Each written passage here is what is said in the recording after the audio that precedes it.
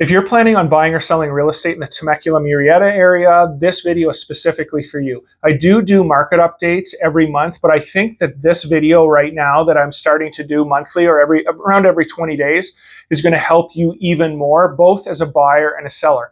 What I'm doing is I'm going in the MLS, I'm taking the last 20 days, and I'm looking at all of the closed sales in Temecula and Murrieta. Now what I'm going to do, and I'm going to tell you this on the video, I have all the stats right here. I'm going to tell you how many homes went over list price, how many homes went or sold right at list price, and how many homes sold under list price. I'm also going to give you the average that they went over and under. Why is this important? Well, if you are looking to purchase a home, as you update yourself with these videos, you're going to have a really good idea of what the approach that you need to take in these certain areas of how to get an offer accepted.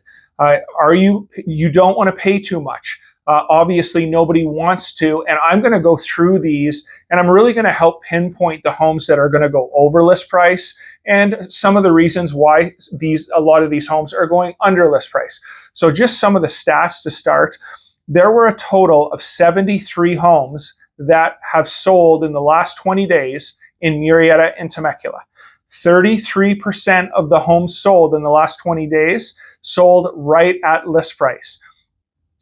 37% of the homes sold in the last 20 days sold above list price, and 30% of homes in Temecula and Murrieta sold under list price. Next, I went in and I wrote down every single home that sold under or over list price. I wrote down that number, and I'm going to give you averages. So for the homes that were purchased and closed above list price, they closed at an average of $19,670. And for the homes that sold under list price, they sold under list price at an average of $21,620. Okay, so why is this video important for you, let's say as a buyer? Well, you're going to want to have a really good educated idea of what you're going to need to do to come in and get your offer accepted on certain types of homes. Through this video, and at the end, I'm going to show you some of the homes that went over and some of the homes that went under. And I'm going to give you reasons why I think these homes went over or versus under. So when you're looking at homes, you can take that same knowledge that you're learning from these videos. You can go in a home, you can say, oh, wow, this has paid off solar. Oh, wow, this home has really had a nice remodel and it's staged very well. Oh, this home has a huge backyard and a resort-like pool. Well, if 2 or 3 of those things are prevalent in the home that you're looking at, you can almost guarantee that it's going to go $20,000 to $30,000 over. On the flip side of that, if you're going into a home and, hey, I want to do some work on this home, it's been on the market for 20 days, those are the homes that it's very important to know what percentage of that list price, or how much can I put an offer in and still get it accepted? Can I put in an offer in $20,000 less? Can I put in an offer $10,000 less and still get this? Because I really do like the layout. I really do like the future possibilities of this home. But I don't think, I understand it's going to be a lot of work for me, or some work for me to get it to that point. And I'd like to not pay list price on this. And finally, just from the research that I just did and just looking at the numbers, generally speaking, the Temecula homes, they made up a majority of the going over asking price or list price than in Murrieta. Of course, there were some in Murrieta also, but if you're looking in the city of Temecula, generally that is going to increase in regards to making offers and continuously having to go above what the actual list price is. Murrieta, they had more homes that sold right at list price or below. Okay guys, so now what I wanted to do is just go over a couple homes that went way over and way under, and just give you my thoughts on why this happened, so you have a good idea of when you're putting in offers on these homes, what to look for in this current area. The real estate market throughout the United States is a lot different. It's very local. So something that might be advantageous in Temecula or Murrieta might not be advantageous or sought after where you're coming from. In regards to the first one, this one is in Temecula. And I might have mentioned this in the video, but generally speaking, I would say more homes are going over list price in Temecula than Murrieta. But this first one, number one, the location. I would not say that this is the greatest location because Butterfield Stage Road is pretty busy and they're going to have some street noise. So this home that I'm about to show you that went $50,000 over better have a lot of positives, because right there, for many people, this is a huge hit in regards to sellability. All the stairs are done, no carpet, hardwood. It's very well decorated, which helps. If you're selling $1 million home, sometimes, a higher end home, a lot of times it does sell easier when it is staged or decorated very nicely. So that is obviously helping them in this instance. The kitchen looks totally remodeled within the last 5 to 6 years. And then the backyard, it does have a good size backyard. I would say this is a little above average in Temecula. Average might be around 6,500. This is a flat backyard also. Sometimes there's a slope and it says it's 8,700, but it's really unusable. So keep your eye on that. And then, of course, this is pretty much what I can tell you, sold the house. It's a resort-like backyard with the palapa, the pool. This is one of the things that if you are looking for a home in Temecula and it has a beautiful backyard with a pool, be ready to pay over list price. Because this is, I would say right now, one of the number one things that is, if homes are going over list price by $20,000, $30,000, generally speaking, without even looking at the pictures, I can say it's a nice backyard with a pool. It is secluded. It is on a cul-de-sac, which is a benefit for sure.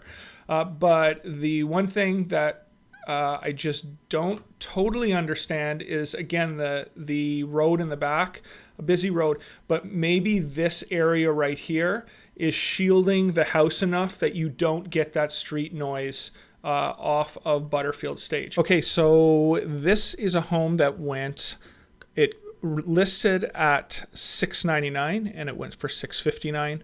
Lot size is not bad. Home size is not bad. Location, I would say the location is average. In this area specifically, some of the homes, I don't think there's an HOA here, so some of the homes don't have the greatest curb appeal. You could look at it both as a positive or negative that you're close to the 15 freeway. Some people really like that for work.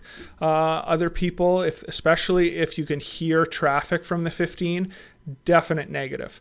But what I would say is one of the most important things your real estate agent can do for you is be very accurate and knowledgeable about home values in a certain area. They should be able to give you a value on a home before you make an offer within a $10,000 to $15,000 price range, so you are not overpaying for a home. And many times, for instance, if I was showing a home for a buyer and it was I knew it was a trust and I saw that it was on the market for 117 days, there would be a significant price decrease. And how I would determine this is I would look at this address right here.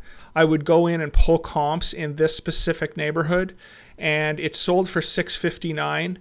If the comps showed that the value was, let's say, $670 on this home, I would still, because it's been on the market for that long, and I'll show you the pictures in a sec, that it needs a lot of work, I would even go below, $15,000, $20,000 below what the comps are showing what it's worth in this market. And as you can see, it needs really everything in the house. It's not that it's dirty. It's not that it necessarily wasn't well taken care of, but you can tell here, even with the back of the patio, or this is a patio off the master, I can just tell that it probably has some rot, some termite damage on this. And when you see something like this, what else in the house needs work? What unforeseen or what things are you not seeing that need work on this home? So just to be safe on a home like this, not only probably was it overpriced, but it was, it's on the market for 117 days. Go below what you actually think or what the appraised value is, and just to be safe, because you don't want to get into escrow, pay for an appraisal. The appraisal comes in and have the inspection come back, have the termite come back, and realize that you've got to put $20,000 into the home just to make it livable. So be very, very careful on this. But again, just going through this home, backyard, all the grass is dead. Not a very aesthetic backyard or curb appeal, in my opinion, at all. It does have a 3-car garage, which is an advantage, and also a 1-story. They build a lot more 2 stories than 1 stories in Temecula and Murrieta. So I just tend to see that 1 stories can sell quicker and for a little more money, just because there's less of them, supply and demand.